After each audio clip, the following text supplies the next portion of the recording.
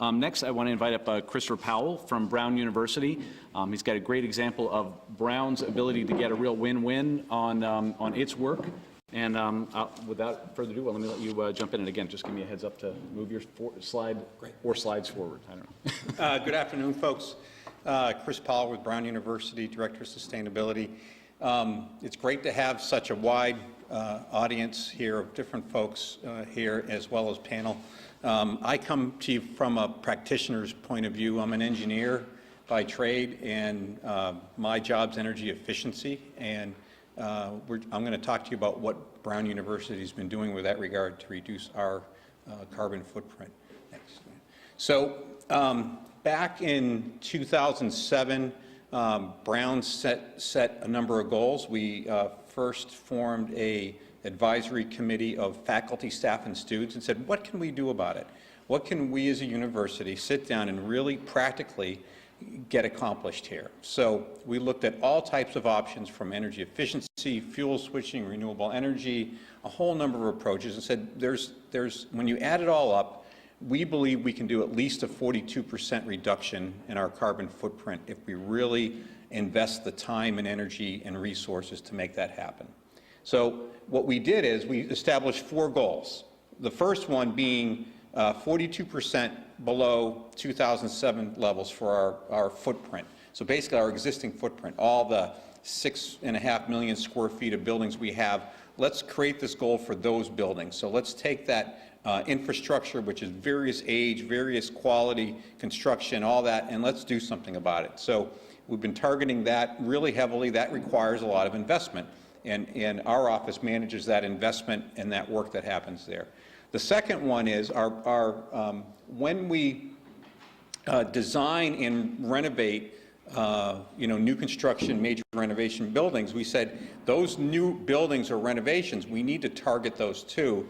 So we did 2 things there. We said, let's make it 25 to 50% better than the energy codes require at the time we pull our permits on these buildings. Basically, it's pushing us to look at the technologies and take a leadership role toward what is those future technologies that we can grasp now and adopt. And it wasn't anything that they weren't what we call bleeding technology. These are readily available, cost-effective technology. We just needed to focus on it and make those happen. So again, 25% better, and then as a minimum, meet LEED Silver. So there's a lot of other sustainability attributes that you can do in your construction process all across the buildings, and we wanted to make sure we did that.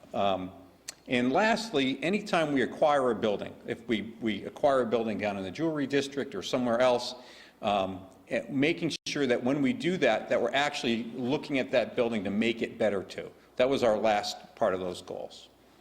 Next. So this is where we are now. So back in 2007, we committed to those goals. The university signed on to them. And as you can see, we've made quite a bit of progress.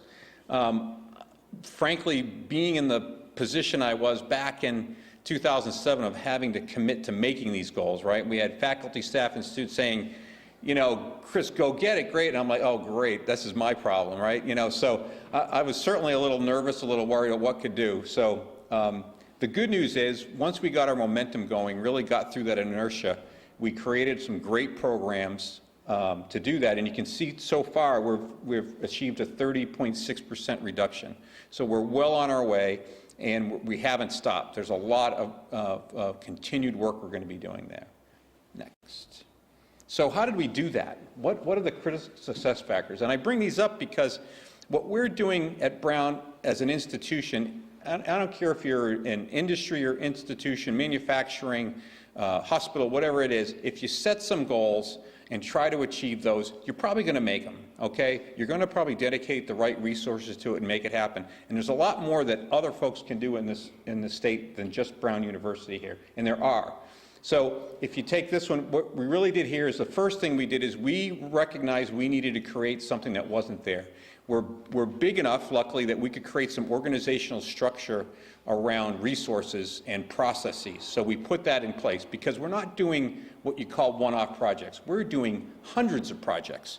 We're evaluating hundreds of buildings. That requires resources to do that. We created a project review and tracking tool we call B, Brown Energy Efficiency. I get emails every day from the system. It's automatically generated when someone updates that information, and so I can review and approve it. I can have a virtual approval of a project without having to be in meetings all day long. And so I can click on that link even from my iPhone. I can actually go in there, review the project.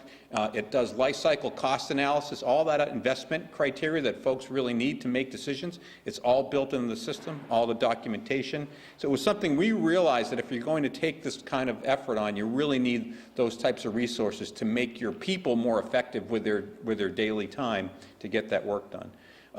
Another key part is we really spent a lot of time working with National Grid on process improvement and how we can work with them to target rebates and incentive opportunities through their programs. It really is a major impact there when you look at the millions of dollars in rebates we get that help get us. The more rebates we get, the more projects we can do. We've got more money available to get it done, and it certainly helps the return on investment for those. The next piece is ongoing commissioning.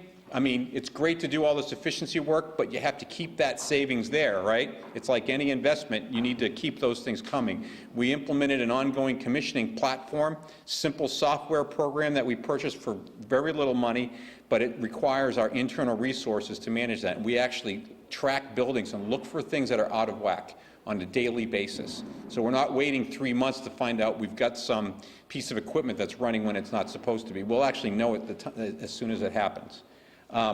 In all those investments we made, we track those to make sure that they're still maintaining those savings that we expect them to.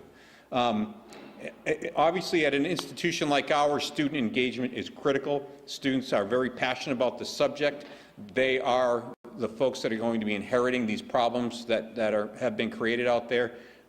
They're very involved, and we help them get involved. We have eco-reps out there. We have energy competitions among our dorms. Our eco-reps go around and actually measure, keep track of windows that are open when they should be closed, and they go back and talk to those students and say, geez, why is your window open? Is there a problem? Can we get it fixed? And really deal with that resolution so that the windows don't become the thermostats. When you have old buildings like that, we all know that can become your control device, and it's not a really efficient one. So we've really worked on that issue. And lastly, but certainly not least, is funding. And I bring this up because I'm also a member of the state's Energy Efficiency Resource Management Council, and we have a lot of incentives, rebates, and programs out there. Very robust program that was created by the least cost procurement legislation that you folks passed here a number of years ago. I noticed Ken Payne in the audience. Ken was one of the authors of that. He was the author of that legislation. A terrific package, by the way. And I don't give a lot of compliments, but that's one definitely worthwhile. And the issue there is funding. If finding resources to get this work done, if you're a municipal, if you're a business, finding financial resources that are reasonably at reasonable rates, at reasonable terms and conditions that you can use and pay back through that savings. All my money that I borrow, I don't get a dime for nothing. It's all loans and with interest, and I pay that back to the university. And we've already paid back millions of dollars in loans that actually now is being used for renewal projects to help other parts of the campus be better. So, and we're continuing on that. And I know through the Office of Energy Resources, by the way, they were awarded a grant, really successful venture with the Rhode Island Public Energy Partnership with municipals. Great low cost or 0% financing for 5 years and significant rebates. Great program that it's very similar to what we do, but it's obviously on a larger scale for a lot of other stakeholders. That's something we could do more of in the state, without a doubt. Next. So in closing, just to talk about really what this has meant to us. In a financial terms, we've invested $18.6 million so far. It's saving us $3.3 million a year. On top of that, we got $3.2 million in incentives from National Grid through the efficiency programs and that least cost procurement legislation, all of which has helped us and really also identify experts and folks out there that could help us get there, because we can't do it all alone. These are just some of the types of projects that we did. we can, I mean, even when we did the lighting was like, all right, the great technology at the time was T8 fluorescent lighting, compact fluorescence. Well, now it's LED. Now, I mean, so there's always another investment to make to keep moving forward. Next. So just a quick recap. This is that program I was talking to be. At any given day, I can give you an executive report that tells you exactly where we are.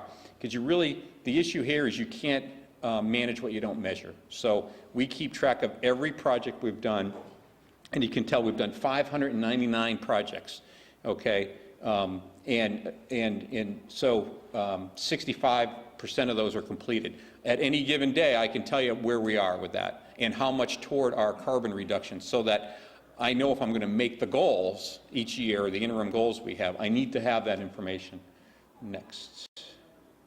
And just really, at the end is because of that lead and high performance design requirement, this is just a snapshot where this is where our project managers, planners, architects are really helping me do my job, because they're going into the buildings, either new construction or major renovations, and making them as efficient as they can.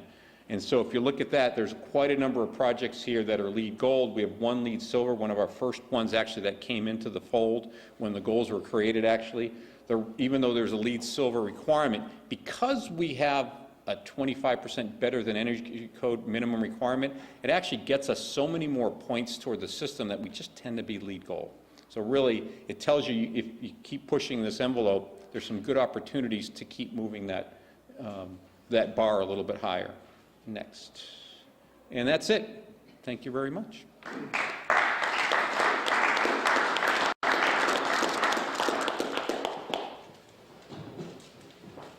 So thank you, Chris. That's, again, I think a good example of showing that really trying to drive forward and reduce your, I just want to make sure I'm opening the right slideshow here, really reduce your carbon footprint is also something that can save your business money. Obviously, it's also great for the Rhode Island economy, because they were investing back into the Rhode Island economy. A lot of that's a lot of labor-intensive work.